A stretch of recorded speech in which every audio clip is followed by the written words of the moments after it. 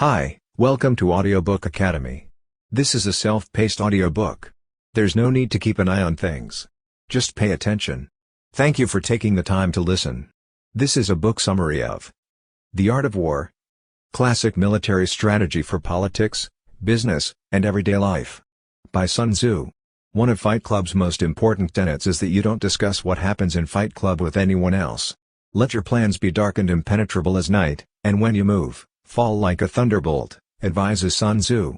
In a wide range of fields, The Art of War has become a cult classic that has influenced military strategists to this day. Though it was written more than 2,000 years ago, The Art of War remains as relevant today as it did then.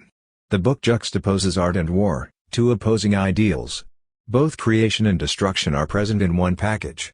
As argued throughout Sun Tzu's work, the most successful form of warfare is one in which one achieves victory without engaging in any physical combat. This book is full of subtle and nuanced ways to gain an advantage over your opponent without them even realizing it. For this, we return to Sun Tzu's 5th century BC writings on dark and impenetrable plans for our lives. As a result, it has had a significant impact on military, strategic, and tactical thinking throughout the world. Even a cursory examination of Sun Tzu's The Art of War provides a wealth of information about Chinese military and intelligence operations. By advancing your knowledge, you'll be better able to apply these insights to current conflicts around the world as well as those that have occurred in the distant past. At its best, The Art of a War serves as a metaphor for any situation in which conflict is present. This summary will quickly take you through the key ideas from the book's 13 chapters and reveal that the art of war is not about aggression but about becoming a master of knowledge. Knowledge is power.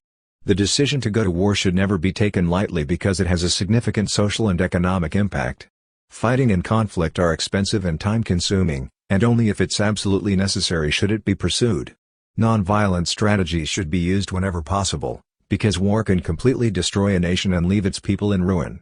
As such, only go to war if you are certain that your side is ready for it and strive to put an end to the conflict quickly. However, if one must go to war, one must first perform calculations using moral law, heaven, earth, the commander and finally method and discipline. If everyone shares a common moral code, we will all support a cause because we believe in it. This can be seen in extremist groups like ISIS and Boko Haram. Unless we have a strong belief in the cause or project we're working on, we won't put ourselves at risk for it. A lack of understanding of extreme weather conditions has resulted in many battles being lost because of insufficient knowledge of the night and day cycle. In modern times, this can be extended to the internet and digital space, where you're engaged in a battle on the ground and in the air. To all those below him, the commander serves as a wise and trusted guide who upholds the fight's principles. Ineffective or weak leadership is a sure sign of disaster. Finally, discipline and method mean that everyone knows their role and works together for the benefit of the entire team. To begin, ask who has more invested in their moral law than the other side does.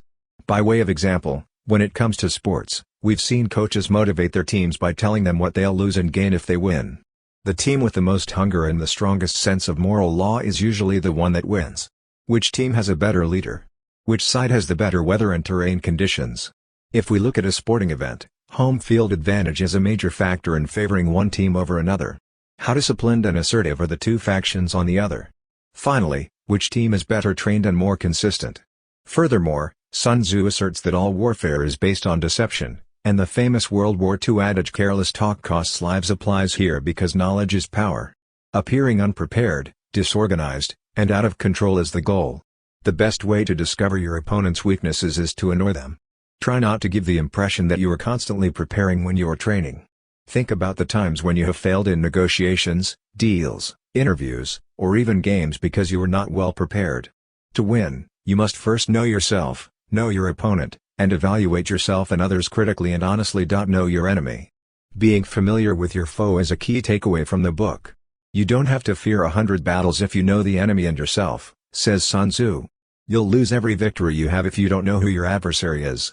The enemy and your own weaknesses will be your downfall in every conflict if you do not understand them. The story of Mark Zuckerberg, Evan Spiegel, and Bobby Murphy is an example of this. Mark Zuckerberg traveled to Los Angeles to make a $3 billion offer to buy Snapchat from Spiegel and Murphy. Zuckerberg demanded information from Spiegel and Murphy after they had refused to provide it. Zuckerberg is said to have made a similar announcement about Poke, and implied that the weight of Facebook would crush them. In the face of adversity, Spiegel and Murphy refused to back down. Every member of his staff received a copy of The Art of War from Spiegel after Zuckerberg's departure from the company. Snapchat is still a billion-dollar company that appears to have embraced knowing one's enemy and being prepared at all times. You must know how to defeat your enemy without destroying the object of your conflict. Often winning is expensive, and it's better to reclaim than to lose. It's important to pick your fights wisely. Know your strengths and weaknesses. Softly, softly, catchy monkey, goes the old saying. Waiting for the right moment to strike is the essence of war and battle. Often, we win because our opponent makes a mistake, so the idea is to defend until opportunity arises. Security against defeat implies defensive tactics. Ability to defeat the enemy means taking the offensive, says Sun Tzu. Furthermore, avoid the enemy's strengths and instead look for their weaknesses. It takes a lot of time and effort to use these methods effectively. Aside from that, launching an attack requires a lot of physical and mental stamina, discipline, and energy. The lesson here is that winning comes from making the fewest mistakes possible and capitalizing on our opponent's mistakes. Building momentum and coming up with new ideas are the keys to success. When it comes to winning, a good leader will be able to adapt his or her strategy to the situation at hand. You must always know who has the upper hand at all times. Those who are patiently awaiting the enemy, who may be on their own turf, have a leg up on those who have just arrived at the battleground.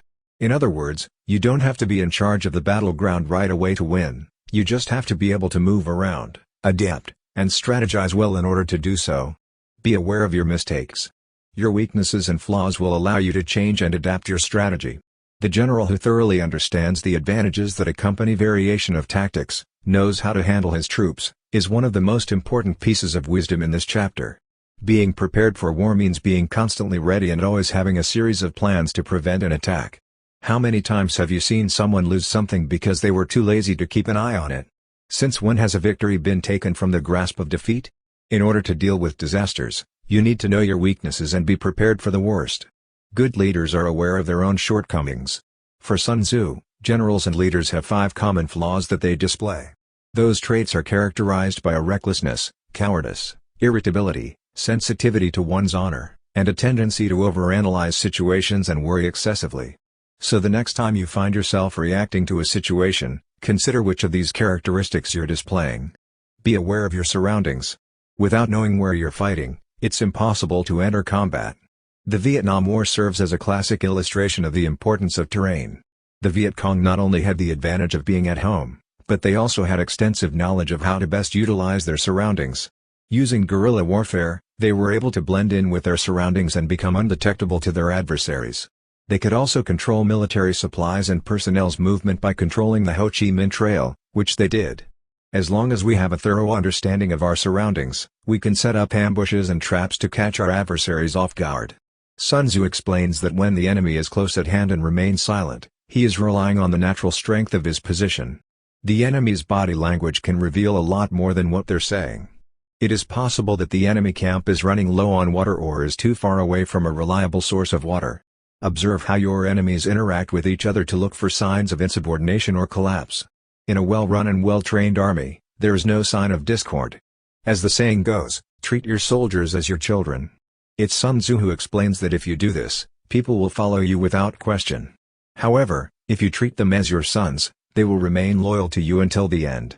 On the other hand, if you're a leader who overindulges, your soldiers will act like spoiled children, and they'll feel entitled and unmotivated. The importance of being aware of the battlefield and the weather conditions cannot be overstated. If you know the enemy and know yourself, your victory will not stand in doubt. If you know heaven and know earth, your victory can be made complete, says Sun Tzu. People are the source of knowledge. Knowledge is power, but having foresight is even more powerful than knowledge itself. In other words, how can one go about learning information faster than anyone else? If you've seen Game of Thrones, you'll know how Littlefinger got his swagger. This enabled him to foresee his adversaries' next moves and manipulate them, allowing him to achieve his goals. It is only possible to gain this kind of information through spies, and Sun Tzu differentiated between local, inward and converted as well as doomed spies. Spies who work in concert are said to engage in divine manipulation, and their influence should never be underestimated. There were many instances of divine intervention in the threads of wartime communications. Did you know that Roald Dahl was a World War II spy's agent? Dahl was assigned to work in the nation's capital. The British Security Coordination requested information on prominent social events after I was injured and asked to return the information to the British Security Coordination. Espionage requires a high degree of dexterity in order to be successful. It's important to keep in mind that the other side may employ spies as well. If this is the case, the best strategy is to bribe them out of hiding so that they can be persuaded to convert. In closing, here we go. In Sun Tzu's teachings, there are 5 ways to win. To begin with, you must know when to fight and when it is best to avoid it. To win, you must be aware of both your opponent's superior and inferior forces.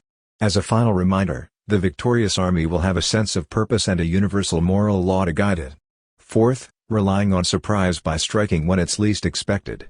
In the end, victory is yours if you follow the lead of your unit rather than external forces such as a sovereign. It's important to keep your secret once you've achieved victory. In addition, you must keep the enemy guessing because you will never win the same way again. Because of the influence of social media and the internet, it's important to remember the wisdom of Sun Tzu and his emphasis on invisibility, surprise, and patience. On top of everything else, winning requires that everyone agree on the same ethos or belief system.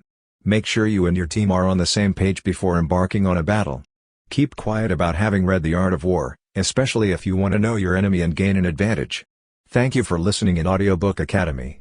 Please don't forget to subscribe for more content like this. See you in next audiobook.